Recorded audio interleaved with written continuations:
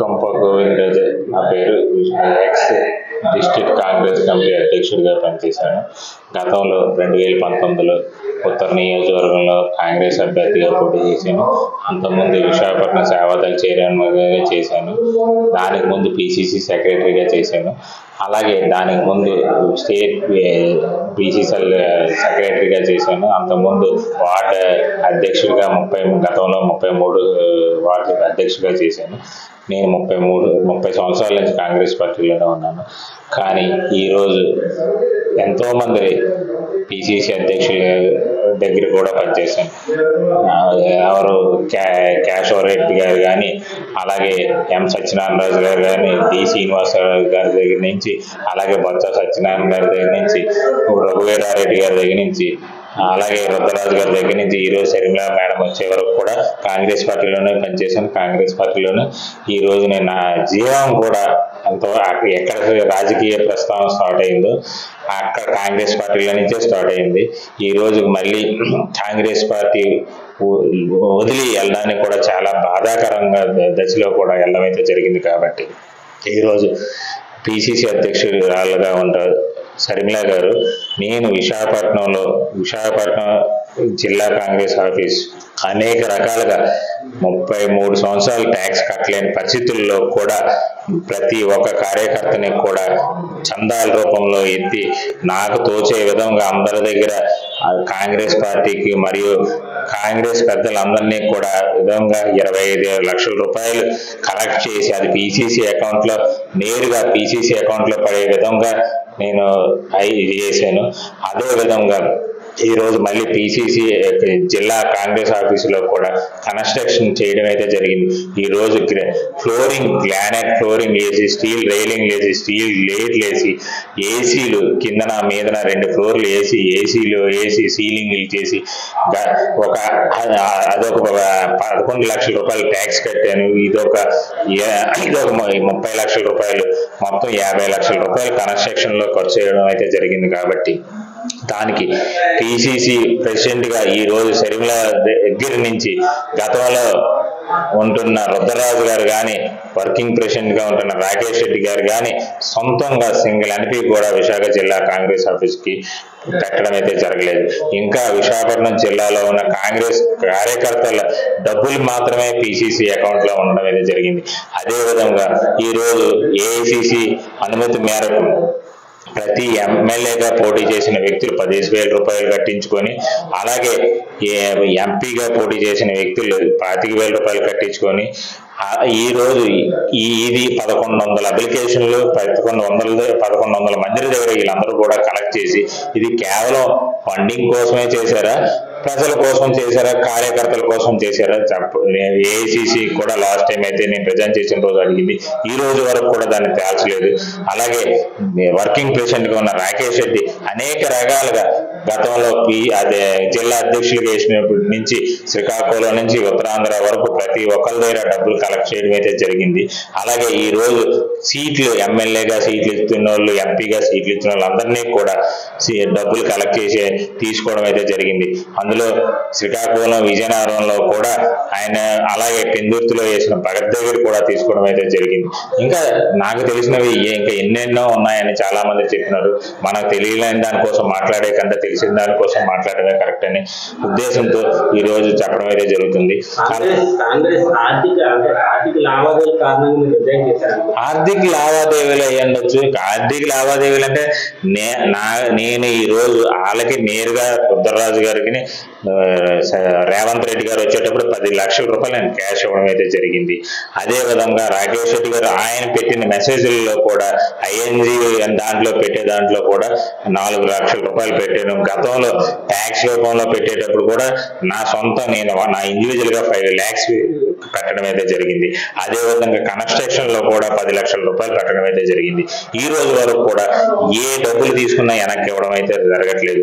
కానీ ఇక్కడ ఎలా జరుగుతుందంటే, ఇది ఒక రుద్రరాజు గారు ఒక కోటరీ తయారు చేసుకుని ఈ కోటరీ ప్రకారంగా డబ్బులు కలెక్ట్ చేయడము, దీన్ని ఎలాగా మిస్గైడ్ చేయాలని ఆలోచన విధంగా ఉన్నారు.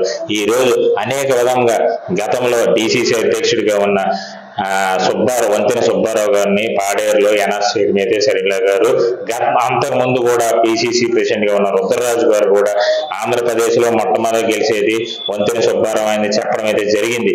ఆ మాటలన్నీ ఏమైపోయి ఈ రోజు ఆయనకే టికెట్ లేని పరిస్థితిలో ఉన్నారు. అంటే అదే టికెట్ నువ్వు షర్మిల మేడం అవ్వచ్చు, రుద్రరాజు గారు అవ్వచ్చు, 25 లక్షల రూపాయలు అమ్మడం అయితే జరిగింది. అన్నీ డైరెక్ట్ గానే చెప్తాను, దానికి రుజువులు సాక్ష్యాలు కూడా ఉన్నాయి.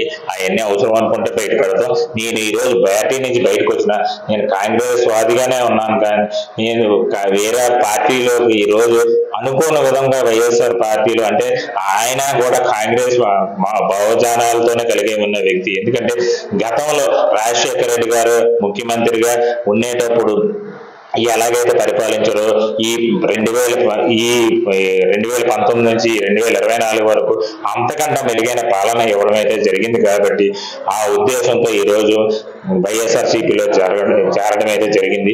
రేపు రానున్న కాలంలో కూడా వైఎస్ఆర్ పార్టీని అభివృద్ధి చేసి ప్రతి వ్యక్తిని కూడా పార్టీలు అనేది ఓన్లీ ఎలక్షన్ వరకే, ప్రతి పేదవాడు అభివృద్ధి దాచిలో ఎన్నంత వరకు నా చివరి రక్త బొట్టున్నంత వరకు కూడా ప్రజల కోసమే పాటుపడతానని తెలియజేస్తున్నాను. రాష్ట్ర నాయకులు కాంగ్రెస్ నాయకులతో విభేదాలు ఉన్నాయి? నాకు ఎవరితోనే ఎటువంటి విభేదాలు అయితే లేవు. ఇలాగ ఒక్కొక్కరి దగ్గర డబ్బులు కలెక్ట్ చేసి ఎందుకు తీసుకున్నారంటే దానికి విభేదాలు అని అంటే నేనేం చెప్తాను. ఇప్పుడు చాలా మంది దగ్గర డబ్బులు కలెక్ట్ చేయడం అనేది జరిగింది. ఇప్పుడు ఎంతో మంది ఈ రాష్ట్రంలోని ఎన్నో రాష్ట్రాల్లో కాంగ్రెస్ పార్టీ అధికారంలో వచ్చే దశలో ఉంది. ఈ రాష్ట్రంలోని 2019 కంటే ఈరోజు దిగజారిపోయే పరిస్థితి అయితే ఉంది. కావాలంటే మీరు చెక్ చేసుకోవచ్చు. ప్రతి చిన్న వ్యక్తులు కూడా ఈ రోజు షర్మిల వస్తే ఎంత బాగుపడుతుంది అనే విధంగా ఆలోచించే వ్యక్తులు ఈ రోజు షర్మిలని సర్వనాశనం చేసిందని చెప్పడం అయితే జరుగుతుంది. అంటే షర్మిల గారితో మీకున్న పరిచయం ప్రకారం ఆమెతో కూడా విభేదాలు ఉన్నాయి, అందువల్ల పార్టీకి రాజీనామా చేశారు. నాకు రాజశేఖర రెడ్డి గారు బిడ్డగా కానీ కాంగ్రెస్ పార్టీ ప్రెసిడెంట్ గా కానీ షర్మిల గారు అంటే ఎప్పుడు అభిమానం ఆలోచన విధంగా కూడా నేను కట్టుబడే ఉంటాను. కానీ ఈ చేస్తున్న విధానాలే నాకు నచ్చక మాత్రం పార్టీలో నుంచి వెళ్ళడం అయితే జరిగింది. కానీ నాకు ఆవిడతో విభేదాలు లేవు, ఏ వ్యక్తులతో కూడా విభేదాలు అయితే లేవు అని తెలియజేస్తున్నాను. వైఎస్ఆర్ మరణానికి షర్మిల ఒక కారణం కావాల్సిన